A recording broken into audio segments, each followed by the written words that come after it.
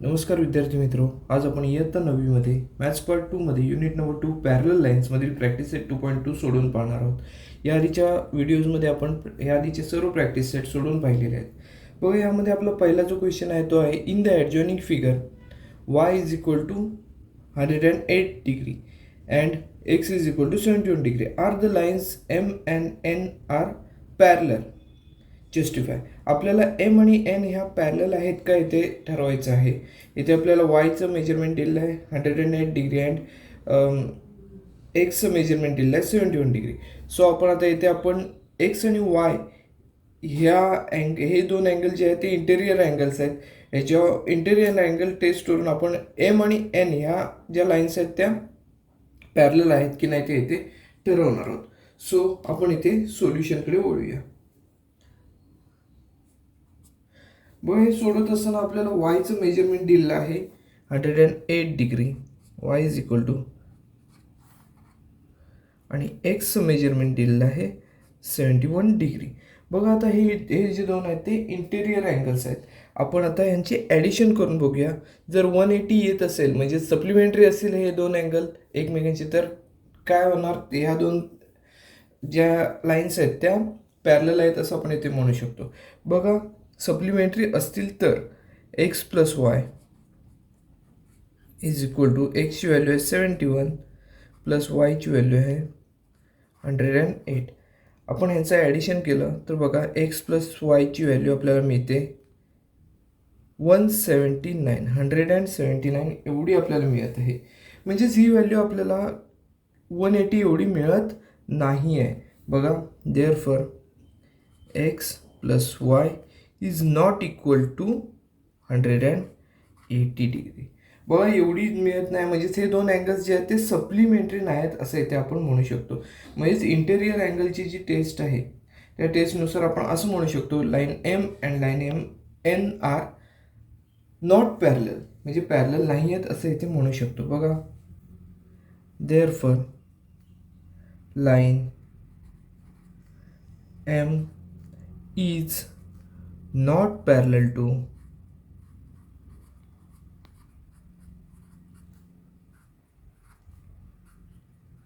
line n by interior test. बघा, हे बघा इंटेरियर टेस्टमुळे हे आता आपल्याला हे जस्टिफाय पण करायचं आहे. इथे आपण ह्या दोन पॅरलल नाही आहे ते ठरवलं. फक्त कसं, तर जस्टिफाय आपण कसं करणार आहोत, तर हे ह्या दोन लाईन आहेत त्या इंटेरियर अँगलची जी टेस्ट आहे त्या सॅटिस्फाय करत नाहीत. सो ह्या पॅरलल नाहीत असं इथे आपण म्हणू. As it does not satisfy interior angle taste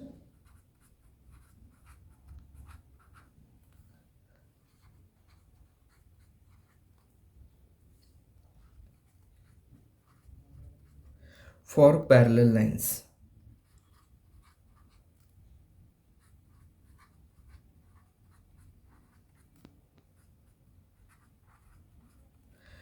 बघा, हे जे आहे ते आपल्याला असं म्हणता येऊ शकतं की इंटेरियर अँगल्सची जी टेस्ट आहे, म्हणजे जर ह्यांच्या ॲडिशन 180 आलं असतं तर इथे आपण म्हटलं असतं की हे जे दोन अँगल आहेत ते सप्लिमेंटरी आहेत आणि ह्या दोन लाईन्स आहेत त्या पॅरलल आहेत. पण तसं नाही आहे. ह्याचे ॲडिशन 180 नसल्यामुळे आपण काय म्हटलेलं आहे, तर इंटेरियर अँगल्सची टेस्ट जी आहे ती सॅटिस्फाय होत नाही आहे. सो असं आपण म्हणू शकतो की ह्या दोन ज्या लाईन्स आहेत त्या इथे पॅरलल नाही आहेत. बघ, पहिलं जे एक्झाम्पल आहे ते इथे आपलं सोडून झालेलं आहे. सेकंड प्रॉब्लेम बघा, in the adjoining figure if angle A is congruent to angle B then prove that line L is parallel to line M. येथे ए आणि बी हे कॉन्ग्रुएंट आहेत असं इथे दिलेलं आहे. त्यावरून आपल्याला एल आणि एम या लाईन्स आहेत त्या कॉन्ग्रुएंट आहेत असं इथे आपल्याला दाखवायचं आहे. बघा, ह्या डायग्राममध्ये आपल्याला फक्त काय करायचं आहे, एचा अपोजिट अँगल इकडचा असणार आहे. तो अपोजिट जो अँगल आहे तो आपण डी आहे असं इथे कन्सिडर करूया. बघा, इथे आपण ए या अँगलचा अपोजिट अँगल डी आहे असं इथे कन्सिडर केलेलं आहे. आता त्यानुसार बघा, फक्त आपण कन्सिडर केलेलं आहे ते इथे लिहून घेऊया. Consider angle D as shown in the figure. Consider angle D as shown in the figure. So आपण आता असं म्हणू शकतो की अँगल ए आणि अँगल डी हे जे आहेत अँगल ते कॉन्ग्रुएंट अँगल आहेत. का तर हे आहेत ते परस्परांचे विरुद्ध कोण आहेत, म्हणजे वर्टिकली ऑपोजिट अँगल्स आहेत. सो आपण असं म्हणू शकतो therefore angle A congruent to angle D हे जे आहेत ते वर्टिकली अपोजिट अँगल्स आहेत. त्याला आपण नंबर 1 दिलेला आहे, opposite angles.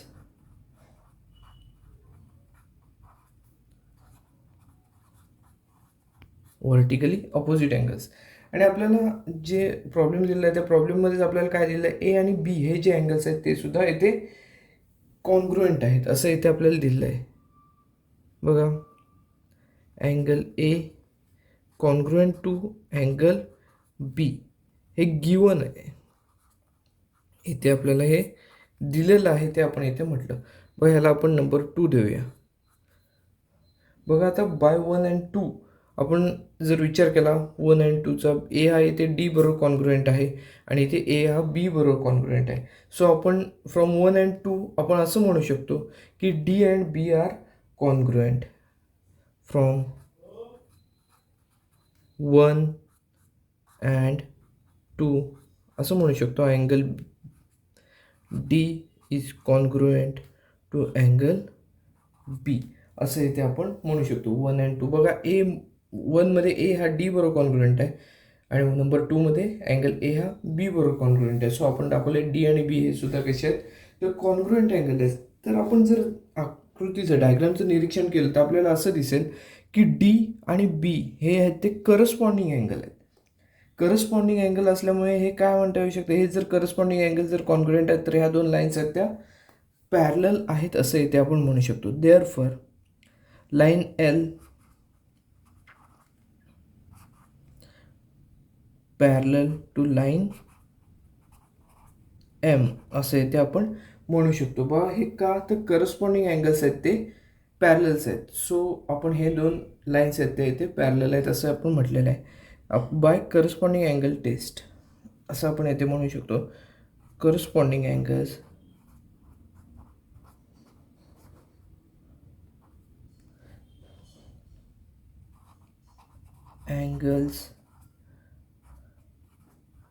Test for parallel lines.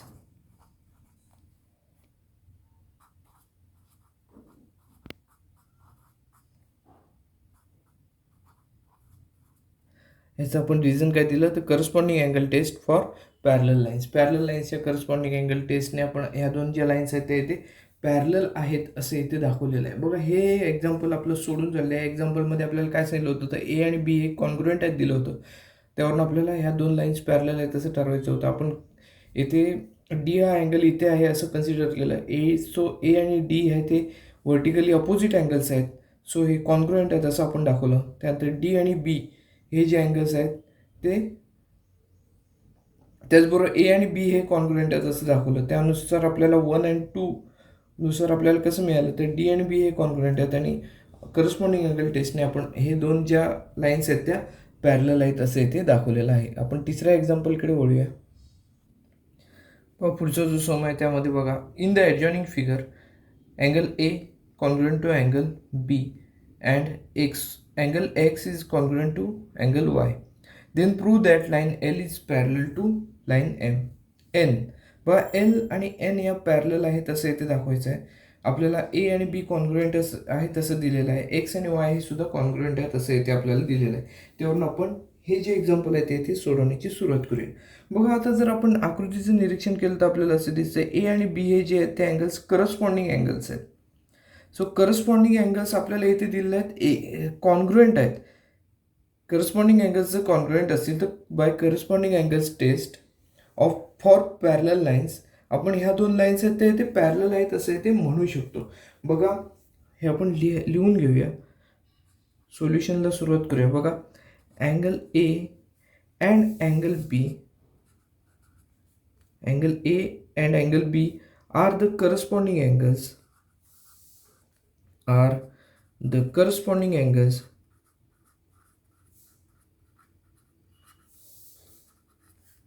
corresponding angles formed by line L and line M, formed by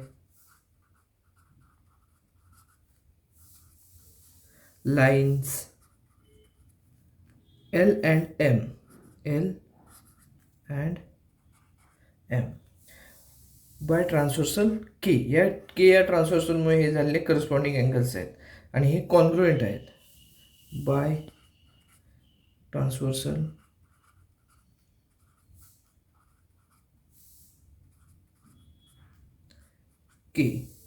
के या ट्रान्सव्हर्सलमुळे तयार झालेले हे करस्पॉन्डिंग अँगल्स आहेत. अँड आपल्याला दिलेलं आहे angle A congruent to angle B. Angle A congruent to angle B, it is given. हे जर गिवन असेल तर आपण काय म्हणणार आहोत, तर लाईन एल आणि लाईन एम ह्या ज्या आहेत त्या कशा आहेत तर पॅरलल लाईन्स आहेत. Therefore line L parallel to line M. याला आपण रिझन काय देऊ तर corresponding angles test for parallel line.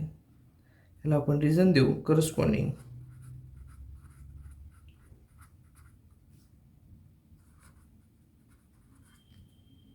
angles test for parallel lines.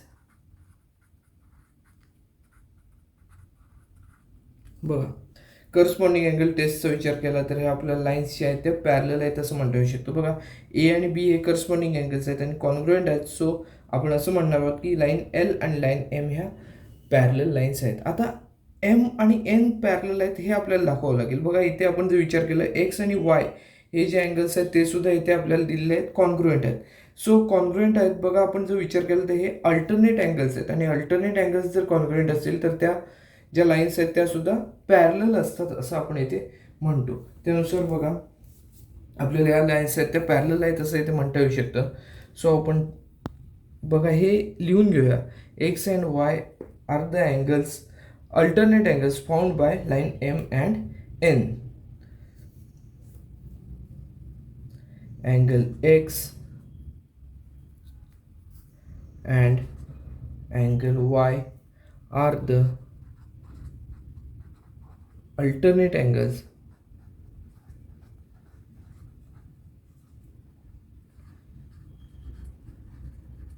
formed by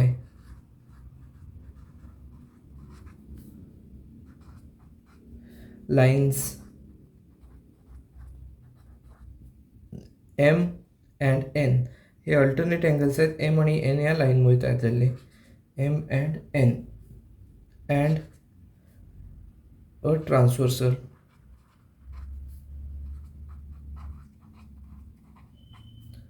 line K. K या लाईनमुळे त्या ट्रान्सव्हर्सल आपल्याला के म्हणता येणार नाही. के ही लाईन इथे आहे आणि ट्रान्सव्हर्सल ही आहे. ट्रान्सव्हर्सलला इथे नाव नाही दिलं त्यामुळे आपण इथे काही नाव इथे लिहिणार नाही आहोत. सो हे अल्टरनेट अँगल्स आहेत आणि आपल्याला जो सम आहे त्यामध्येच आपल्याला इथे काय दिलेलं आहे, हे दोन जे अँगल्स आहेत ते कॉन्ग्रुएंट आहेत. बघा angle x congruent to angle y हे दिलेलं आहे आपल्याला, गिवन आहे हे. बघा आधी आपण आहे ना ही जी आपण दाखवलं लाईन एल आणि एम ह्या पॅरलल आहेत हे दाखवलेलं आहे. इथे आपण नंबर 1 देऊन ठेवूया. नंबर 1 द्यायचं आपला इथे राहून गेलेला होता. बघा आता इथे आपण काय म्हणू शकतो तर एम आणि एन ह्या ज्या लाईन्स आहेत त्या सुद्धा कशा आहेत तर पॅरलल आहेत. का तर alternate angle test for parallel lines जी आहे त्या टेस्टने आपण असं म्हणू शकतो की ह्या एम आणि एन ह्या सुद्धा लाईन्स एकमेकींची पॅरलल आहेत. Therefore line M parallel to line N. याचं आपण रिझन जे आहे ते देणार आहोत alternate angles test for parallel lines. इथे करस्पॉन्डिंग अँगल टेस्ट आपण यूज केला होता. आता ह्या एक्झाम्पलमध्ये आपण अल्टरनेट अँगलच्या टेस्टचा यूज करणार आहोत. अल्टरनेट अँगल टेस्ट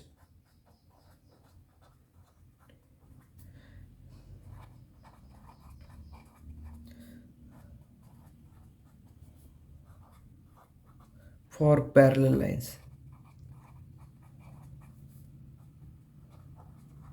आणि ह्याला आपण नंबर 2 दिलेला आहे. बघा आता आपण पहिले जो नंबर दिला होता ते स्टेटमेंट आणि सेकंड नंबरमध्ये स्टेटमेंट आहे त्याचा विचार केला. पहिल्या स्टेटमेंटमध्ये एल आणि एम या पॅरलल दाखवल्या, दुसऱ्यामध्ये एम आणि एन ह्या पॅरलल दाखवलेल्या आहेत. सो आपण असं म्हणू शकतो की लाईन एल आणि एन ह्या सुद्धा पॅरलल असणार आहेत. बघा एल आणि एम पॅरलल आहेत पहिल्या स्टेटमेंटमध्ये, दुसऱ्या स्टेटमेंटमध्ये एम आणि एन पॅरलल आहेत. सो आपण असं म्हणू शकतो एल आणि एन ह्या दोन्ही कशा आहेत लाईन्स, तर पॅरलल लाईन्स आहेत असं ते म्हणू शकतो. बघा from 1 and 2 line M is parallel to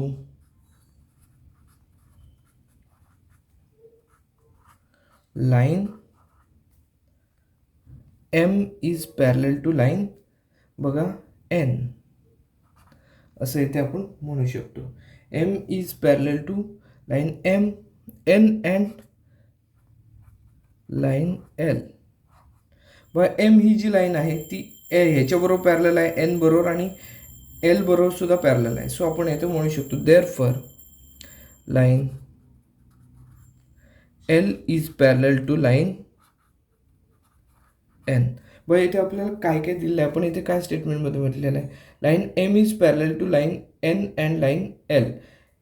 बघा M ही N बरोबर पॅरलल आहे, त्याचबरोबर L बरोबर सुद्धा पॅरलल आहे. सो आपण असं म्हणू शकतो L is parallel to line N. हेच आपल्याला इथे प्रूव्ह करायचं होतं. इथे आपण हे प्रूव्ह केलेलं आहे. बघा यामध्ये आपल्याला काय काय दिलेलं होतं, करस्पॉन्डिंग अँगल्स दिले होते, ते कॉन्ग्रुएंट आहे तसं दाखवलं होतं. कॉन्ग्रुएंट अँगलच्या टेस्टने आपण एल आणि एम या पॅरलल आहे तसं दाखवलं. त्यानंतर एक्स आणि वाय सुद्धा आपल्याला कॉन्ग्रुएंट दिले होते. अल्टरनेट अँगल टेस्टने आपण ह्या दोन लाईन्स पॅरलल दाखवल्या. तेव्हा आपण असं म्हणू शकतो की एल आणि एन ह्या लाईनसुद्धा पॅरलल आहेत. बघा हे जे एक्झाम्पल होतं तिसरं, तेही आपल्या इथे पूर्णपणे सोडून झालेलं आहे. फोर्थ प्रॉब्लेमकडे आता आपण येणार आहोत. बघा या प्रॉब्लेममध्ये आपल्याला काय दिलं आहे, in the adjoining figure if ray B A is parallel to ray D असे इथे दिलेलं आहे. त्यानंतर बघा अजून काय दिलेलं आहे, डी आणि बी हे पॅरलल आहेत. त्यानंतर बघा angle C is equal to 50 degree and angle D is equal to 100 degree. Then find the measure of angle A B C. A B सीचं आपल्याला मेजरमेंट काय असेल ते इथे काढायचं आहे. बघा हिंट आपल्याला इथे दिलेली आहे, draw a line passing through point C and parallel to line A B. आता ए बीला आपल्याला पॅरलल लाईन काढायची आहे सी या पॉईंटमधून, तर आपण सी या पॉईंटमधून ए बीला पॅरलल लाईन काढून घेऊया. ही आपल्याला हिंट दिलेली आहे, या हिंटनुसार आपण इथे पॅरलल लाईन काढून घेऊया.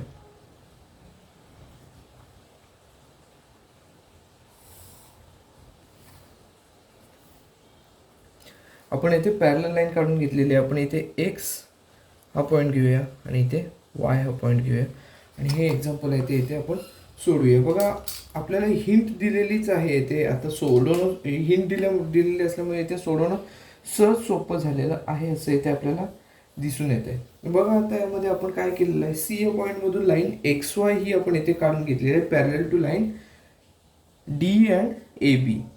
बघा मग आपण हे लिहून घेऊया, draw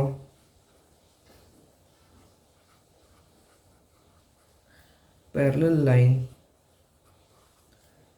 xy passing through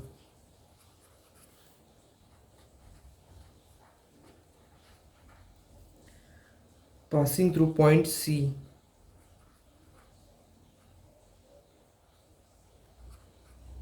C and parallel to AB and to line AB, parallel to line A B. So आता आपल्याला असं म्हणता येऊ शकतं की इथे आपल्याला दिलेलं काय आहे, तर बी ए आणि डी हे कसे आहेत, तर पॅरलल आहेत. बी ए आणि डी हे पॅरलल आहेत. बघा ray B A parallel to ray DE. It is given. हे आपल्याला दिलेलं आहे यामध्येच, ते आपण येथे लिहून घेतलेलं आहे. तसंच BAला आपण येथे पॅरलल काढलेली आहे. ही जी लाईन आहे ती XY. बघा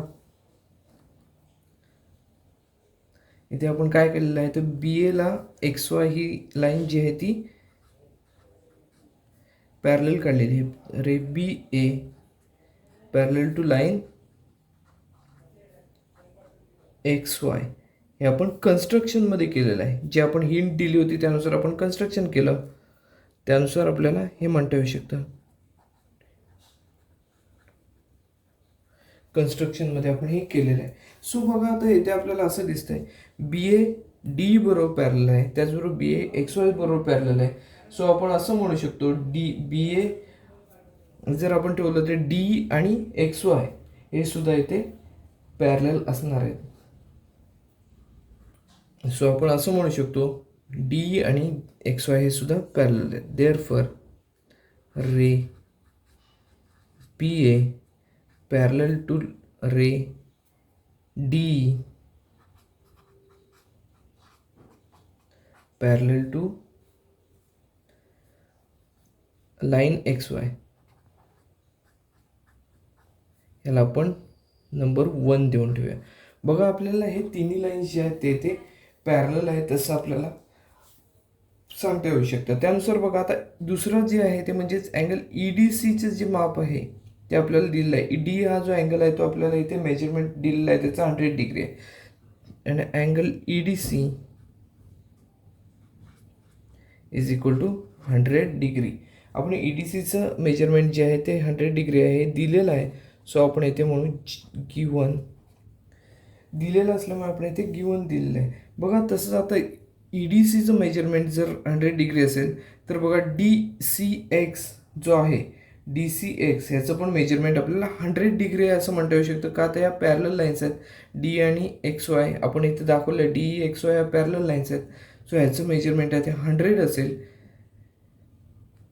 हे दोन आहेत ते अल्टरनेट अँगल्स आहेत असं आपल्याला इथे म्हणता येऊ शकतं. मग त्यानुसार आपण काय करूया, तर DCXचं जे काय मेजरमेंट आहे ते इथे आपण काढून घेऊया. बघा रे DE पॅरलल टू रे नाही म्हणता येणार, ही लाईन आहे लाईन XY. हे आपण जे फर्स्ट स्टेटमेंट आहे त्यावरून आपण हे लिहिलेलं आहे. आणि DC जर ट्रान्सव्हर्सल असेल, DC इज ट्रान्सव्हर्सल. सो आपण असं म्हणू शकतो EDC is congruent to DCX. Therefore angle EDC is congruent to angle DCX. ह्याचं आपण रिझन लिहिणार आहोत. अल्टरनेट अँगल्स आहे ते, अल्टरनेट अँगल्स. आता अल्टरनेट अँगल्स आहेत. सो आपल्याला इथे EDCचं मेजरमेंट माहिती आहे आपल्याला. EDCचं मेजरमेंट आहे 100 डिग्री. सो DCXचं पण मेजरमेंट आपल्याला मिळेल. किती मिळणार आहे तर 100 degree. Therefore angle DCX is equal to 100 degree. एवढं आपल्याला DCXचं मेजरमेंट जे आहे ते इथे मिळालेलं आहे. आता डायग्राममध्ये पाहिलं DCX हा इथे अँगल आहे, त्यापैकी बघा DCB याचं मेजरमेंट आहे 50 डिग्री.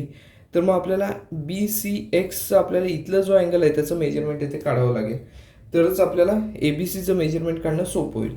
बघा हा DCX जो आहे तो कशाचं ॲडिशन आहे तर DCB आणि BCX याचं ॲडिशन आहे. बघा angle DCX is equal to angle DCB plus angle BCX. हे दोन अँगल्सचं ॲडिशन आहे. त्यापैकी DCXचं मेजरमेंट आहे 100 इज इक्वल टू DCBचं मेजरमेंट आहे 50 प्लस BCX अँगल BCX.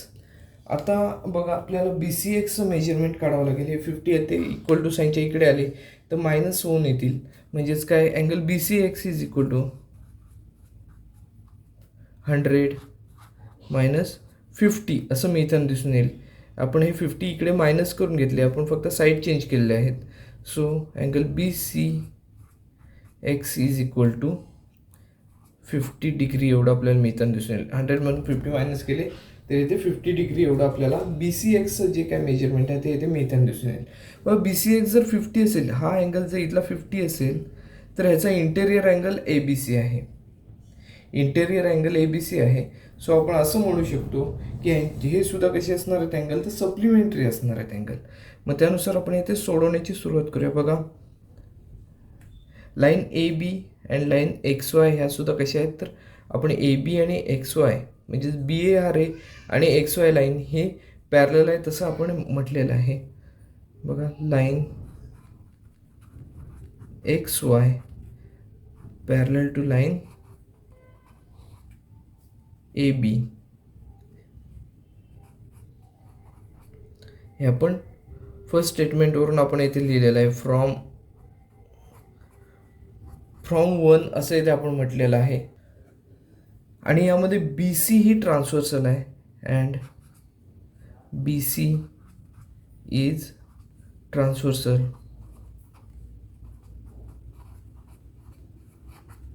बी सी ट्रान्सव्हर्सल आहे, त्यामुळे आपल्याला काय म्हणता येऊ शकतं की ए बी सी हा अँगल आणि बी सी एक्स ह्यांच्या ॲडिशन जर केली तर आपल्याला इथे कसे यांची 180 आहे ॲडिशन असं इथे म्हणता येऊ शकतं, कारण हे सप्लिमेंटरी अँगल्स आहेत, इंटेरियर अँगल्स आहेत.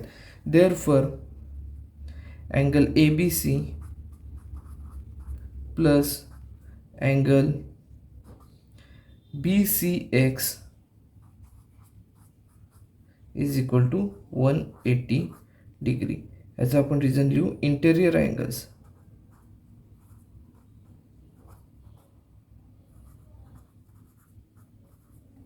हे आहेत इंटेरियर अँगल्स. सो यांचं ॲडिशन जे आहे ते 180 डिग्री एवढं आपल्याला म्हणता येऊ शकतं. बघा यानुसार आपण आता पुढे सोडूया. आपल्याला बी सी एक्सचं मेजरमेंट माहिती आहे. बी सी एक्सचं मेजरमेंट आहे 50 डिग्री. बघा 50 डिग्री आहे. सो आपण हे आता 50 डिग्री जे आहेत ते याच्यामध्ये घेऊया आणि सोडूया. Angle A B C plus 50 degree angle A B C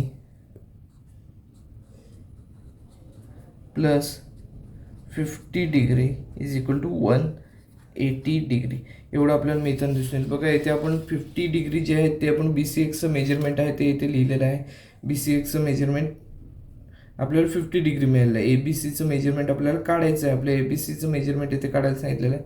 त्यानुसार आपण हे इंटेरियर अँगल्स दाखवून केलेलं आहे. बघा angle A B C is equal to बघा 180 जे आहेत ते इकडे आहेत इक्वल टू साईनच्या आहे. इक्वल टू साईनच्या ह्या बाजूला जर लेफ्ट हँड साईडला बघितलं तर 50 आहे ते प्लस 50 आहेत. तिकडे जाऊन मायनस 50 होताना दिसून येतील. म्हणजे 180 मायनस 50 डिग्री. बघा so angle A B C बघा 180मधून 50 सबट्रॅक्ट केले तर आपल्याला इथे 130 डिग्री एवढं आपल्याला मिळताना दिसून येईल. हे जे आहे ते अँगल ए बी सीचं जे काही मेजरमेंट आहे ते इथे आहे असं आपल्याला दिसून येते. बघा ह्या क्वेश्चनमध्ये आपण काय केलेलं आहे तर ए बी सीचं मेजरमेंट काढण्यासाठी आपल्याला हिंट दिली होती क्वेश्चनमध्येच. एक्स वाय ही पॅरलल लाईन आपण काढलेली आहे सी या पॉईंटमधून डीला.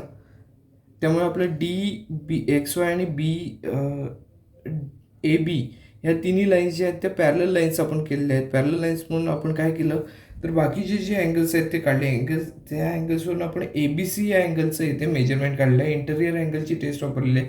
व ह्या एक्झाम्पलमध्ये अल्टरनेट अँगलची टेस्ट वापरली, त्यानंतर इंटेरियर अँगलची सुद्धा टेस्ट वापरली आणि अँगल ए बी सीचं जे मेजरमेंट आहे ते 130 डिग्री एवढं आपल्याला इथे मिळताना दिसून येते. बघा अशा प्रकारची जी एक्झाम्पल्स आहेत ती परीक्षेमध्ये साधारणपणे 4 गुणांसाठी विचारली जातात. तर आपलं हे जे एक्झाम्पल आहे ते इथे सोडून झालेलं आहे. आता इथे आपण 5th प्रॉब्लेम जो आहे ते इथे सोडवणार आहोत. बघा in the adjoining figure ray A E parallel to ray B D.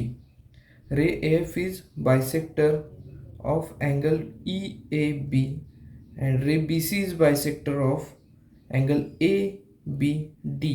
Then prove that F line A F is parallel to line B C हे आपल्याला इथे प्रूव्ह करायचं आहे. सो आता इथे आपण सोडवायची सुरुवात करूया. बघा इथे सोल्युशनमध्ये आपल्याला असं एक्झाम्पलमध्येच आपल्याला दिलेलं आहे A E and B D are parallel lines.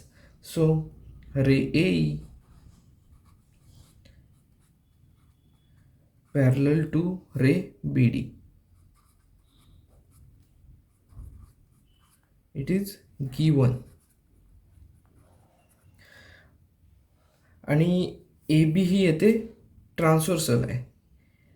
A B is transversal.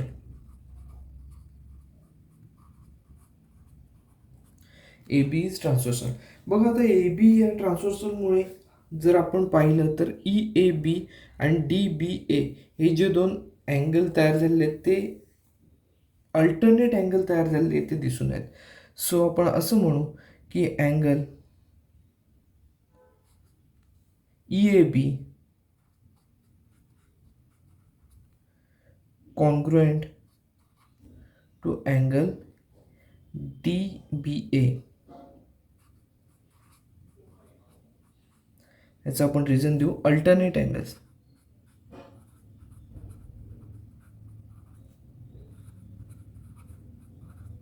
आता हे जे अँगल्स आहेत ई ए बी आणि डी बी ए हे जे अँगल्स आहेत ते जर अल्टरनेट अँगल्स आहेत आणि कॉन्ग्रुएंट आहेत तर ह्याचं बघा ए एफ हा ई ए बीचा निम्मा आहे, म्हणजेच काय तर बायसेक्टर आहे. तर आणि डी बी एचा सुद्धा आपल्याला बी सी हा बायसेक्टर आहे असे ते म्हणता येते. आपल्याला हे दिलेलं आहे एक्झाम्पलमध्येच.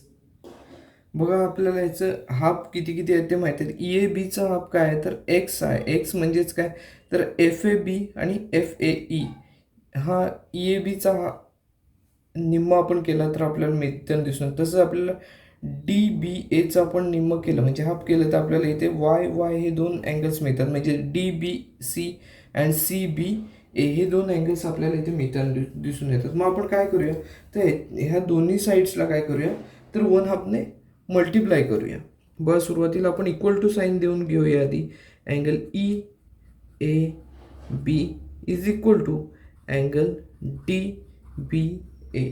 आता आपण ह्या दोन्ही साईड्सला काय करणार आहोत तर वन हाफने मल्टिप्लाय करणार आहोत. Multiplying both sides.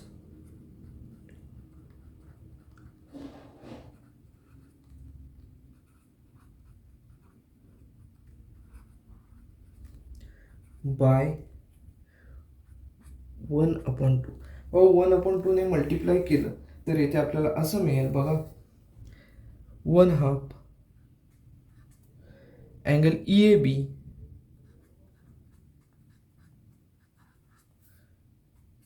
Is equal to one half angle D B A. बघा जर आपण इथे आपण पाहिलं तर ई ए बीचा रे बी सी हा काय आहे तर बायसेक्टर आहे आणि ई ए बीचा आपल्याला ए एफ हा बायसेक्टर आहे आणि डी बी एचा बी सी हा बायसेक्टर आहे. सो आपण असं म्हणू शकतो बघा अँगल एफ ए बी हा angle F A B is equal to one half angle E A B असं इथे म्हणू शकतो. कारण का आहे तर इथे आपल्याला ए एफ हा बायसेक्टर आहे. रे ए एफ इज बायसेक्टर.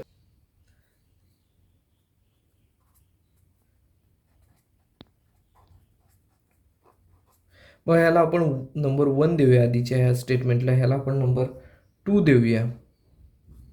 त्यानंतर बघा ई ए बीचा आपल्याला हाफ काय आहे तर एफ ए बी हा मिळालेला आहे. तसंच अँगल डी बी ए वन हाफ अँगल डी बी एचा विचार केला, डी बी एचा विचार केला तर सी बी ए हा अँगल जो आहे तो ह्याचा निम्मा आहे असं म्हणता येऊ शकतं. Angle C B A is equal to one half angle D B A. येथे सुद्धा आपल्याला म्हणता येऊ शकतं ray B C is bisector. Is bisector. बघा नंबर 3 आपण ह्याला दिलेला आहे. आता बघा जर आपण पहिल्यामध्ये विचार केला तर EAB one half angle EAB आहे. वन हाफ अँगल EABचे आपल्याला अँगल जो आहे तो मिळालेला आहे कोणता, FAB हा मिळालेला आहे. म्हणजे इथला जो अँगल आहे तो विचार केला तर हा मिळालेला आहे. त्याचबरोबर वन हाफ अँगल DBAचा विचार केला तर आपल्याला इथे थर्ड नंबरमध्ये आपल्याला काय मिळालं आहे, त्याची व्हॅल्यू आहे ती CBA एवढी मिळालेली आहे. मग आपण असं म्हणू शकतो फ्रॉम 1 2 and 3, फ्रॉम 1 2 and 3. मग तिन्हींचा विचार केला तर बघा वन हाफ EABची व्हॅल्यू आपल्याला काय मिळाली आहे, angle FAB is congruent to angle, बघा DBAची आपल्याला व्हॅल्यू येते काय मिळालेली आहे तर CBA, अँगल CBA हे आपल्याला इथे मिळालेले दिसून येते. बघा आपण जर डायग्रामचा विचार केला तर बघा FAB हा इथे अँगल आहे आणि CBA हा इथला अँगल आहे. FAB CBA. आता जर आपण पाहिलं डायग्राममध्ये विचार केला तर इथे आपल्याला हे दोन्ही जे अँगल्स आहेत ते अल्टरनेट अँगल्स आहेत असं दिसून येतं. त्यामुळे आपण असं म्हणू शकतो therefore line AF parallel to line BC alternate angles आहेत ते कॉन्ग्रुएंट आहेत असं आपल्याला इथे मिळालेलं आहे. सो आपण अल्टरनेट अँगल टेस्टने आपण काय म्हणू शकतो तर AF आणि BC या दोन लाईन्स आहेत त्या पॅरलल लाईन्स आहेत असं इथे म्हणू शकतो. इथे आपण रिझन लिहूया, alternate angles test, alternate angles test for parallel lines. या टेस्टने आपण काय दाखवलं तर AF आणि BC या ज्या दोन लाईन्स आहेत त्या इथे पॅरलल आहेत असं इथे आपण दाखवलेलं आहे. याच्यामध्ये आपण काय केलं ते आपण सुरुवातीपासून बघूया. बघा या एक्झाम्पलमध्ये आपल्याला दिलेलं आहे रे AE आणि BD हे जे आहेत ते पॅरलल आहेत असं दिलं होतं. त्यावरून आपण हे दोन अँगल्स जे आहेत ते अल्टरनेट अँगल्स आहेत असं दाखवलं. आता AF हा EABचा बायसेक्टर आहे, त्यानंतर DBAचा BC हा बायसेक्टर आहे. त्यामुळे आपल्याला काय दाखवलं काय थोड्या वेळाने की आपण हा जो अँगल आहे FAB आणि CBA हे दोन पॅरलल आहेत, कॉन्ग्रुएंट आहेत असं दाखवलेलं आहे. कॉन्ग्रुएंट असल्यामुळे काय दाखवलेलं आहे तर AF आणि BC हे अल्टरनेट अँगल टेस्टने पॅरलल आहेत असं इथे आपण दाखवलेलं आहे. बघा हे हा जो प्रॉब्लेम होता तोही इथे आपला सोडून झालेला आहे. आता प्रॅक्टिस सेटमधला आपण शेवटचा प्रॉब्लेम सोडवणार आहोत. A transversal EF of line AB and line CD intersects the lines at point P and Q. P आणि Q मध्ये इंटरसेक्ट होत आहेत respectively. Ray PR and ray QS are parallel.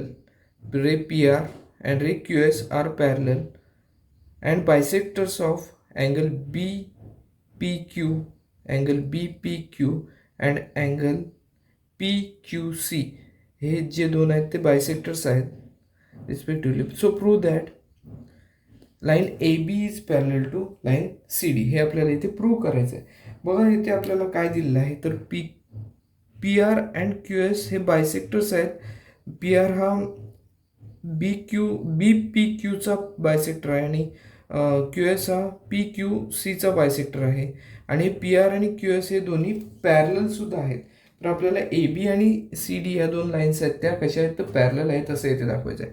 आपल्याला इथे दिलेलं काय काय आहे तर बघा ray PR is parallel to ray QS हे दिलेले आहे आपल्याला गिवन. बघा आता आपण काय म्हणू तर त्याचबरोबर PQ ही जर आपण इथे ट्रान्सव्हर्सल आहे असं इथे म्हटलं तर बघा PQ is transversal. जर PQ ही ट्रान्सव्हर्सल असेल तर आपल्याला म्हणता येऊ शकतं बघा angle RPQ congruent to angle SQP हे जे दोन अँगल्स आहेत ते कसे असणार आहेत अल्टरनेट अँगल्स आहेत. बघा सो देअरफॉर आपण म्हणू angle RPQ congruent to angle SQP ह्याचं आपण रिझन देऊ alternate angles.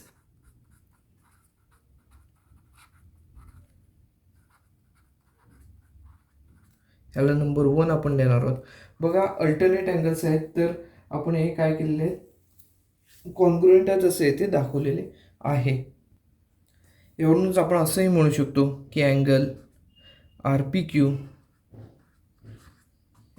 Congruent to angle S P क्यूच्या एस क्यू पीच्या ऐवजी आपण पी क्यू एस असं म्हणूया. अँगल पी क्यू एस ह्याला आपण खरं तर 1 देऊया. इथे 1 देण्याची आवश्यकता नाही नंबर. बघा आता आपण हे 2 अँगल आहेत ते आपण कोणते दाखवलेले आहेत बघा. पहिला आर पी क्यू म्हणजे हा इथला अँगल आहे आणि पी क्यू एस म्हणजे हा इथला अँगल आहे. आता विचार केला तर आपल्याला काय काय दिलेलं आहे बघा. पी आर हा बायसेक्टर आहे, म्हणजे हा इथला अँगल आणि इथला अँगल कॉन्ग्रुएंट आहेत. याच्यात डबल हा पूर्ण अँगल आहे. बी पी क्यू हा पूर्ण डबल याच्या अँगल आहे, आर पी क्यूच्या डबल. आणि हा सुद्धा क्यू एस हा सुद्धा बायसेक्टर असल्यामुळे पी क्यू सीचा बायसेक्टर असल्यामुळे आपण कसं म्हणू, तर P Q C P Q S जो आहे त्याचे डबल पी क्यू सी हेचं मेजरमेंट असणार आहे. सो आपण बघा इथे असे म्हणू की angle R P Q is equal to 1/2 बघा R P Q is equal to 1/2 angle B P Q. याचा आपण रिझन देऊ P R is ray, P R is bisector. Ray P R bisector असल्यामुळे काय झालं, याचा डबल बी P क्यूच्या निम्मा P R Q हा असणार आहे. तसेच आपण असं पण म्हणू शकतो, याला आपण नंबर 2 देऊया. बघा पी क्यू एसच्या बाबतीत विचार केला, पी क्यू एसच्या बाबतीत विचार केला तर पी क्यू एस हा 1/2 पी क्यू सी एवढा असणार आहे. Angle P Q S is equal to 1/2 angle P Q C. ह्याला पण जे रिझन आहे ते असंच येणार आहे, पण येते बघा याचं काय आहे, तर क्यू एस हा बायसेक्टर आहे. अरे क्यू एस इज बायसेक्टर. याला आपण नंबर 3 दिलेला आहे. बघा आता 3 नंबर दिलेला आहे. आता 1, 2 आणि 3चा विचार केला तर बघा इथे आपल्याला आर पी क्यूची व्हॅल्यू जी आहे ती आपल्याला काय मिळाली, 1/2 बी पी क्यू एवढी मिळालेली आहे. आणि पी क्यू एसची व्हॅल्यू जी आहे ती 1/2 पी क्यू सी एवढी मिळालेली आहे. सो आपण बाय 1, 2 अँड 3 बघा पुढे काय घेऊ शकतो, बाय 1, 2 अँड 3. फ्रॉम 1, 2 अँड 3 आपण असं म्हणू शकतो, आर पी क्यूच्या ऐवजी आपण असं घेतलं 1/2 angle B P Q is equal to, आता कोणता आहे दुसरा अँगल, तर पी क्यू एसच्या ऐवजी आपण काय घेतलं आहे तर 1/2 angle P Q C. 1/2 angle P Q C असं आपल्याला इथे मिळताना दिसेल. फ्रॉम 1, 2 अँड 3 आपल्याला असं मिळेल. बघा आर पी क्यूच्या ऐवजी आपण 1/2 बी पी क्यू घेतलेला आहे आणि हा जो आहे पी क्यू एसच्या ऐवजी आपण काय घेतलेला आहे 1/2 पी क्यू सी. आता दोन्ही बाजूला 1/2 आपण आपल्याला इथे मिळताना दिसून येते. आपण हे 1/2 जे आहे ते इलिमिनेट करू शकतो. सो रिमूव्हिंग किंवा इलिमिनेटिंग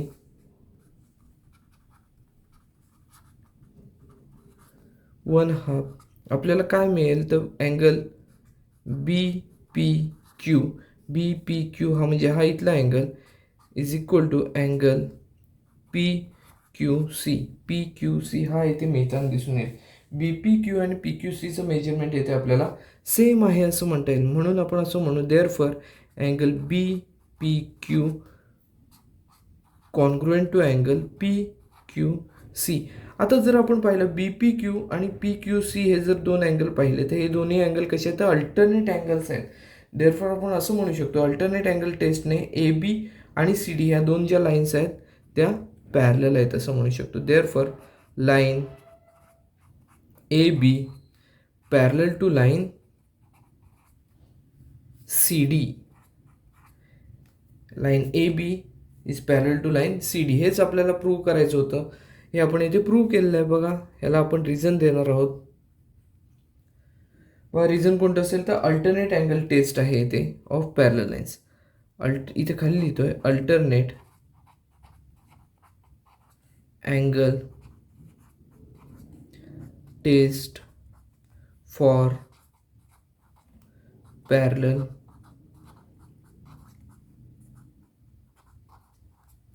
पॅरल लाईन्सच्या अल्टरनेट अँगल टेस्टने आपण हे दोन जे लाईन्स आहेत ते पॅरल आहेत असं आपण इथे दाखवलेलं आहे. व इथे आपण काय काय केलेलं आहे ते परत एकदा आपण पाहूया. बघा इथे आपल्याला क्यू एस हा पी क्यू सीचा हे दिला होता बायसेक्टर आणि बी पी क्यूचा पी आर हा बायसेक्टर दिला होता. क्यू एस आणि पी आर हे जे आहे ते पॅरल आहेत असं दिलं होतं. त्यानुसार आपण काय केलं तर हा अँगल आणि हा इथला अँगल हे दोन अँगल कसे आहेत तर कॉन्ग्रुएंट आहे असं दाखवलं, कारण हे आहेत अल्टरनेट अँगल्स. आता अल्टरनेट अँगल्स आहेत. आता ह्याला 2ने मल्टिप्लाय केलं तर आपल्याला बी पी क्यू हा अँगल मिळतोय. त्याचबरोबर इथला जो अँगल आहे एस क्यू पी म्हणजे पी क्यू एस जो अँगल आहे त्याला 2ने मल्टिप्लाय केलं तर आपल्याला इथे पी क्यू सी हा अँगल मिळतो. हे दोन अँगल आपल्याला मिळाल्यानंतर हे दोन अँगल आपण कॉन्ग्रुएंट असं आहेत असं दाखवलं. आता कॉन्ग्रुएंट असतील तर अल्टरनेट अँगल्स आहेत. अल्टरनेट अँगल्स जर कॉन्ग्रुएंट असतील तर आपल्याला असं म्हणता येतं की हे दोन ज्या लाईन्स असतात त्या लाईन्स काय आहेत पॅरल लाईन्स आहेत असं म्हणता येतं. त्यानुसार आपण ए बी आणि सी डी या दोन लाईन्स आहेत त्या इथे पॅरल आहेत असं इथे दाखवलेलं आहे. बघा हे हा जो प्रॉब्लेम होता तो इथे आपला पूर्णपणे सोडून झालेला आहे. या प्रॉब्लेम सेटमध्ये जे प्रॉब्लेम्स होते ते आपले सगळेचे सगळे सोडून झालेले आहेत. हा व्हिडिओ आपण इथेच थांबवणार आहोत. व्हिडिओ आवडला असल्यास लाईक करा, जास्तीत जास्त शेअर करा आणि चॅनलवर नवीन असेल तर चॅनल सबस्क्राईब करायला विसरू नका. धन्यवाद.